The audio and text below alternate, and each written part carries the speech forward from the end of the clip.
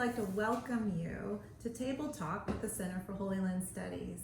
This week we are going to discuss the last week of Jesus.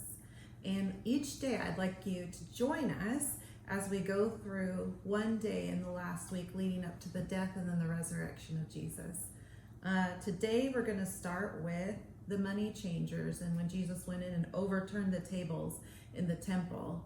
And I'm going to let Jeremy start with some of the things that you'll see on the table here and just begin to explain some of it to us. Okay, so everything that we have here is something that was connected to the temple at this time. And probably the central point to any of this would be the coinage, because coinage was key inside the ancient world. You used coins to get a message out. It was how you did commerce every single day. It was one of the focuses of any society. And in Judaism specifically, you find this removal from having any type of graven image on a coin. You'll see I have Jewish coins here that have anchors on them, that have wheat on them, things that are geometrical shapes, things that are just part of everyday life, but not a graven image. And it's not until Pontius Pilate really comes to power that you start finding graven imagery on Jewish coin. Right here we have a Pontius Pilate coin that has a divination auger, a divination ladle on it. And Pontius Pilate is the first prefect, he's the first Roman ruler of Judea to put a graven image on a coin, almost as an insult to the Jewish people. And it kind of shows us his character and how he's very antagonistic against the Jewish people. Because God says you will not put a graven image Absolutely. on anything. Absolutely. That's why the Jews didn't do that. They take it very seriously, to the most part. This is where it starts getting dicey, because you find these specific coins. These are a Tyrian half shekel and a Tyrian shekel. And this one happens to be a replica, the full shekel, but the half shekel is legitimate here.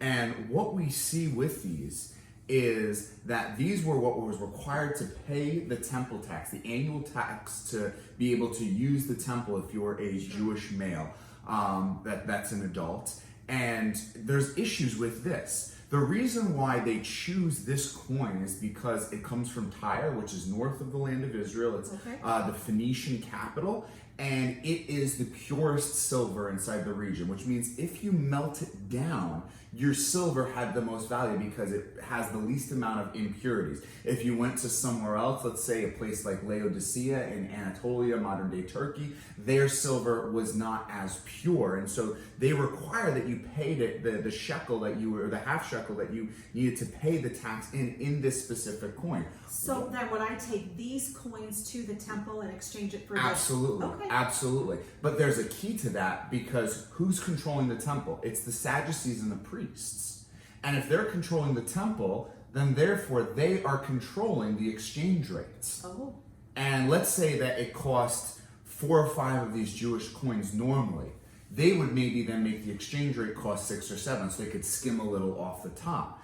Even more so on top of that, though, we've talked about that these coins they don't bear any graven images. They remove themselves from that. This coin here that they have to trade for in order to use the temple has graven images on it. On one side it has the eagle, the symbol of the West, it's Rome's symbol, but on the other side it has Melkarth, who becomes essentially the Tyrian version of Hercules, but is oftentimes by many commentators believed to be a later adaptation of the Greek gods from Baal, the god of the Phoenician people, who we see being adapted into northern Israel's worship about 700, 800 years prior to this. And so they're requiring that you trade these coins that don't have graven images for a coin that does have graven images, simply so that they can make the most profit out of it. So Jesus was mad.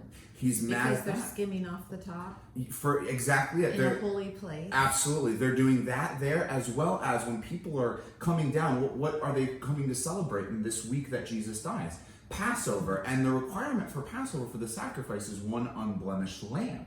Well, if you're coming from, let's say, the Galilee, where it's going to take you 1 week to travel from there and come all the way south, you're not going to be able to bring a lamb all the way down to Jerusalem and make sure that it's going to be unblemished. Sure. It could stumble along the way, break its leg, and then you're out of luck. So what they'd do is that they'd sell it in the north. come down to the south to Jerusalem and buy one there at the temple with the money that they got from selling it up in the north. But who once again controls the sale price of these lambs? It's the Sadducees, the temple chief priests. And so therefore they are gouging the people with these sacrifices because they've got them in a vice grip. Yeah. There's nothing that the people can do. And so Jesus sees this He gets mad. and he's infuriated by it. It's absolutely I would be mad too. infuriated. Yeah. Because it's making it, for some people, almost impossible for them. Exactly. And you see that people are willing to give their all. You see around this very same time, you find the widow who comes in and she gives her 2 mites. And the mites, you'll see a mite right here. Look at how small this coin is. Oh, goodness. It is And tiny. it's based on weight at the end of the day, isn't it? Some of them yes, some of them no, because some of them you'll see that these are right here are 2 mites. They're different sizes, they're different And what weights. we would call a widow's mite. Yes, exactly it. They're the Greek term from zelepta.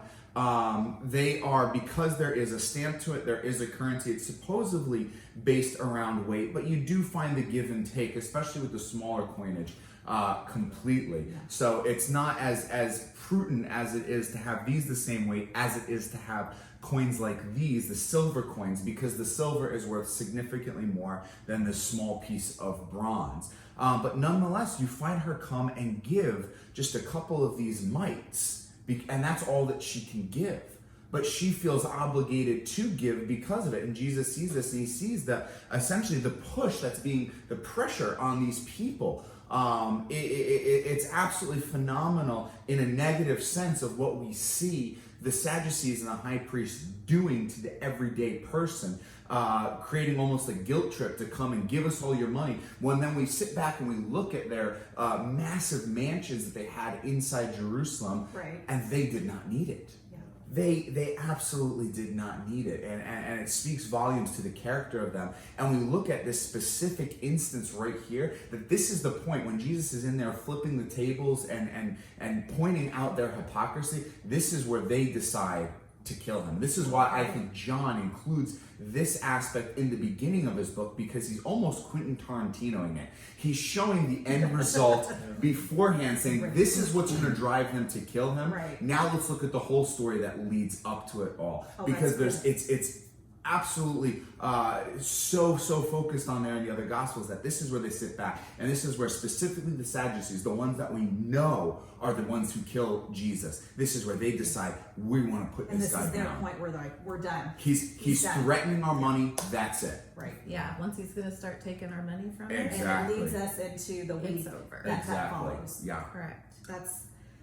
So I guess for me, what can I take away from this?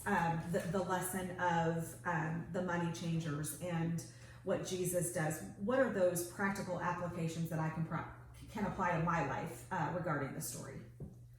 I guess part of what I would say is that today in our world, money controls a lot of things. Yeah. Power, sex controls a lot of things, and those are usually the downfall to man in many ways. And so the fact that Jesus is coming in and saying, hey, this is a holy place, look what you're doing. It's supposed to be a place of prayer, you've turned it into a den of robbers. Don't take that into your own life. Make sure that you're guarding your heart and your mind, Right. so that you are living in accordance to having a good relationship with your Father in heaven. Don't fall into these traps, which is eventually what did kill Jesus at the end of the day, because he was threatening the power and the money intake of those that killed him. Yeah. Well, I love how in that display, that action and that attitude of Jesus, how he, in everything that he did, was reflecting the heart of God. Right. Right. So by the actions of the priests in increasing the amount that it took for them to worship, was denying people, some of them potentially, the ability to come in to worship. Right. And so the heart of God reflected through the Son of God shows us and shows me that we ought to care about how we do not allow people into our churches, into our lives, so that they can know God and worship Him. Yeah. Perfect.